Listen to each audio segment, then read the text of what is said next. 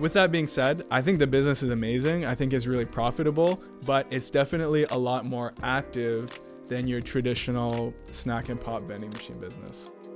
Welcome to Vendtelligence. This podcast is sponsored by Kiosoft. In this episode, we'll be discussing the different types of vending niches, their different nuances when it comes to operations, and the fact that this is a barely touched market. So first, I'll pass it to you, Shane. Let's discuss some of the different types of niches that people may not have heard about before.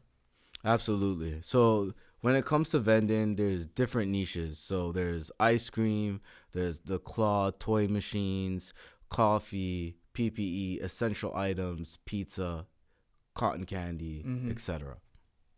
I think these markets have high potential, and I wouldn't say they're untouched, but there's lots of opportunity in these specific markets. Yeah, for sure. I definitely agree with you. Some of those are super interesting. I mean, I've seen a lot of them online on social media. I've seen some of them in person. Some of the ones I'm a little bit more familiar with are the claw machines. And I've actually noticed a specific brand open up a full storefront of only claw machines where they're just selling the toys out of the machines, essentially. I thought that was a great idea. Yeah, like it's like a storefront. Yeah. Like you walk in, and it's such a genius idea. Yeah. Like they might have one staff. Yeah. And then you go there's a bunch of vending machines, claw machines. You go, you purchase your machine, and you pick your toy, and then you walk out. That is like crazy. That's like such a genius idea. But that just shows that this industry, there's lots of opportunities, right, that you could tap into. Yeah, I think that one's great too because it gamifies the experience, right? And that's obviously kind of a big term that we've been hearing a lot recently. Now, whether that's a good thing or a bad thing, I don't know. But at the end of the day, whoever is operating that business, I'm sure, is really happy right now. Absolutely. One of the ones that you touched on was the ice cream machine, or I'll turn that to the frozen yogurt machine. So I have a little bit more intimate understanding of this business, even though I haven't run it myself. So one of my mentors, one that I keep on referring to, so she has a frozen yogurt vending machine business that she's been running for almost 5 years at this point. Yes. So I kind of got to see the ins and outs with helping her with that business. And one thing that I've noticed is that how far we've come from the traditional vending machine is light years.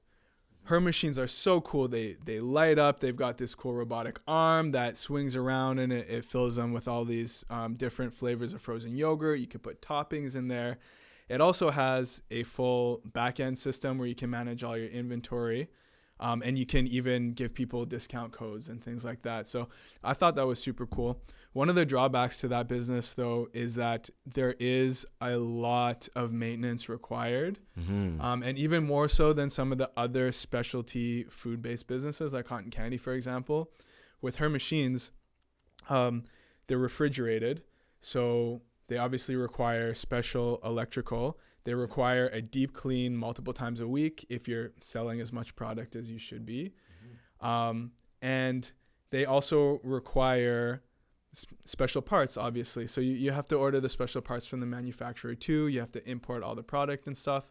So with that being said, I think the business is amazing. I think it's really profitable, but it's definitely a lot more active than your traditional snack and pop vending machine business.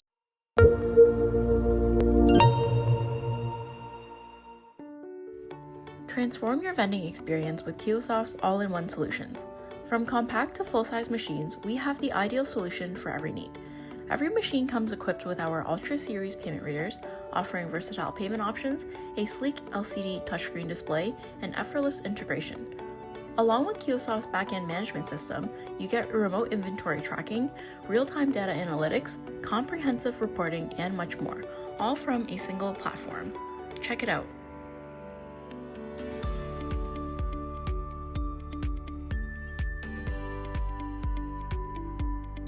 If you're not about that life, just think about the maintenance. If you're looking for something that's passive, that is a lot of groundwork that you need to do. Yeah, right? Multiple times a week. Again, there's a down season when it comes to frozen yogurt. Yeah. Like, if it's winter, are you really going outside for a frozen yogurt in the winter? I'm good. Right? Exactly. Summertime, it's booming. Mm-hmm. But in the wintertime, I'll pass. Right? So, again, you're messing with dairy, right? The maintenance, there's a lot of things that go into it. Personally, just speaking, just based off of me, and I don't think I would want to do something like that. It will really stretch me thin. Mm-hmm. For sure. I mean, I would consider it from a management side, but obviously that's something that would need to all be planned out beforehand. Yeah, absolutely. But like having an operator to do it for you, but as an operator myself, that like it's if I was a one-man army, it's a lot. It is a lot, yeah. But you bring up a good point. So in wintertime, you wouldn't want to get the frozen yogurt, but you would want a hot drink. Yeah. So let's talk about coffee vending a little bit, because I know that you have some experience in that area.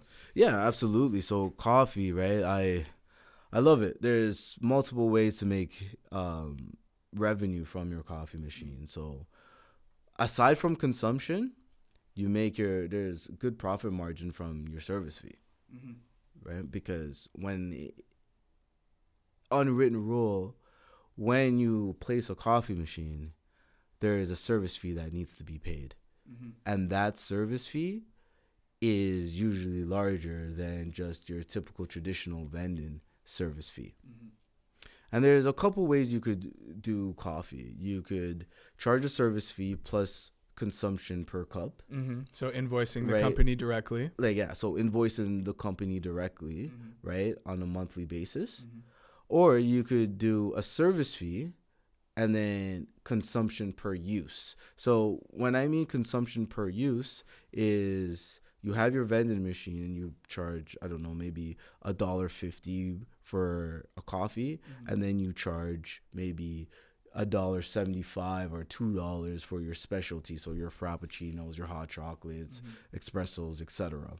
Sorry, so is that invoicing the company as well on that model? No, that model is the consumer. So for an example, if I have this in a manufacturer facility, the employees would be paying at the vending machine. Okay, so you'll have the payment system on the machine. Correct. And all that. Okay, yeah, that makes sense. Yes.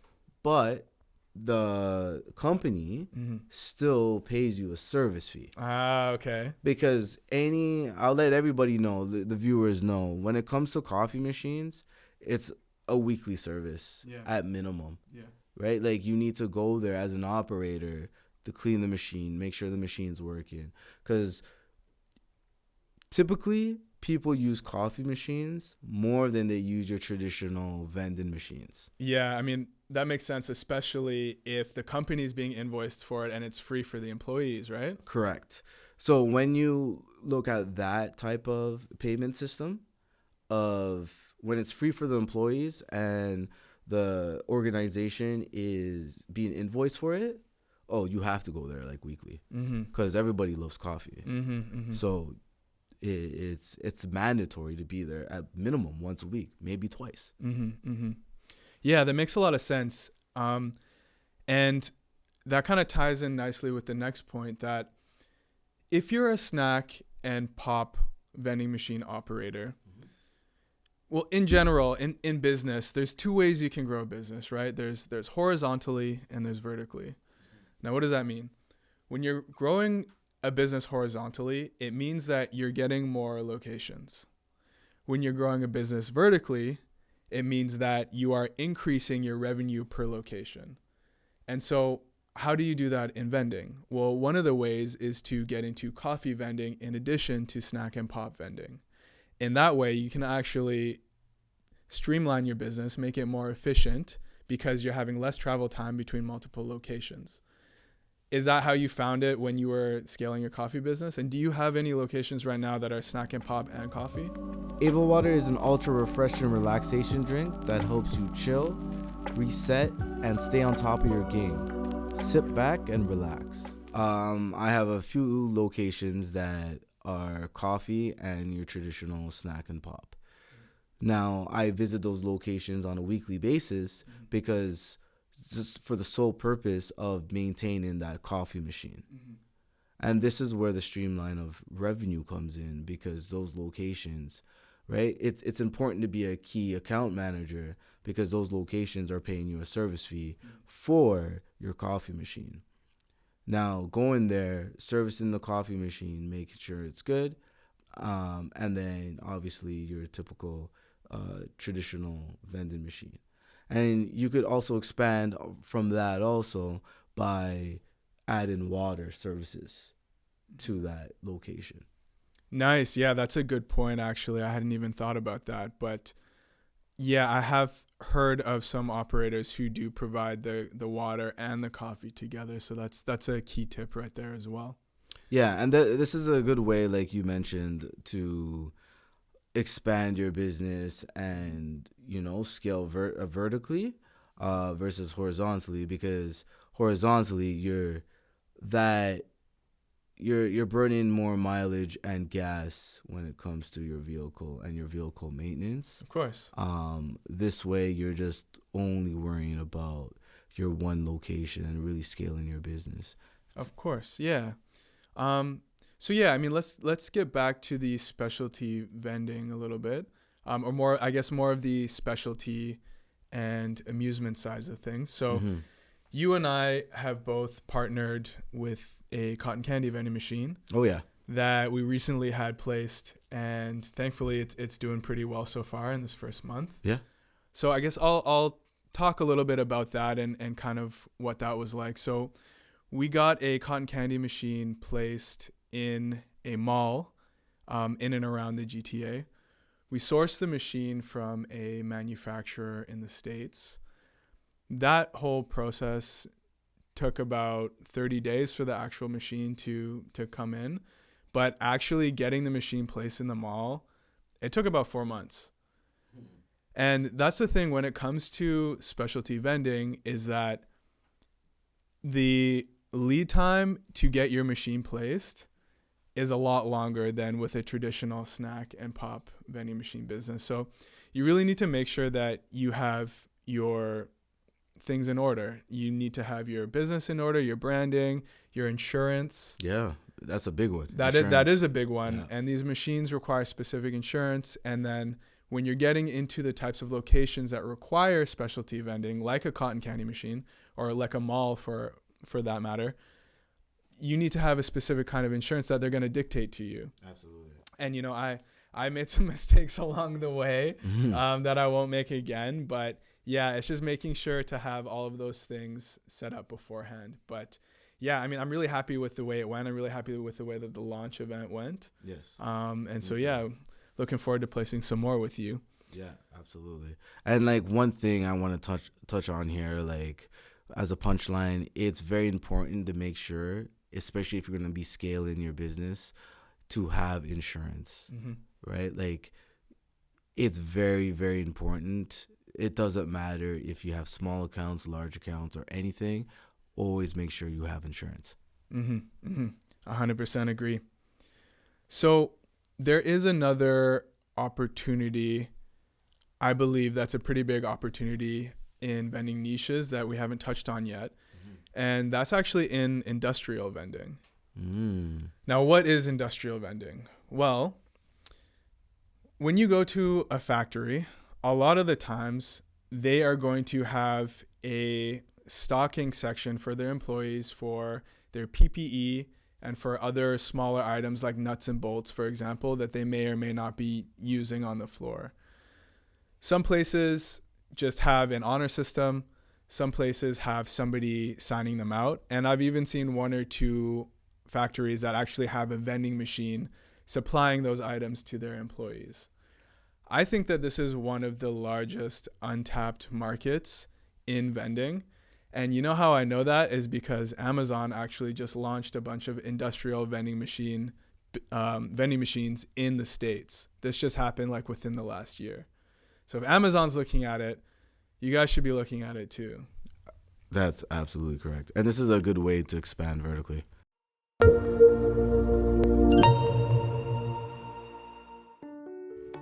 Transform your vending experience with Kiosoft's all-in-one solutions. From compact to full-size machines, we have the ideal solution for every need. Every machine comes equipped with our Ultra Series payment readers, offering versatile payment options, a sleek LCD touchscreen display, and effortless integration. Along with Kiosoft's backend management system, you get remote inventory tracking, real-time data analytics, comprehensive reporting, and much more, all from a single platform. Check it out.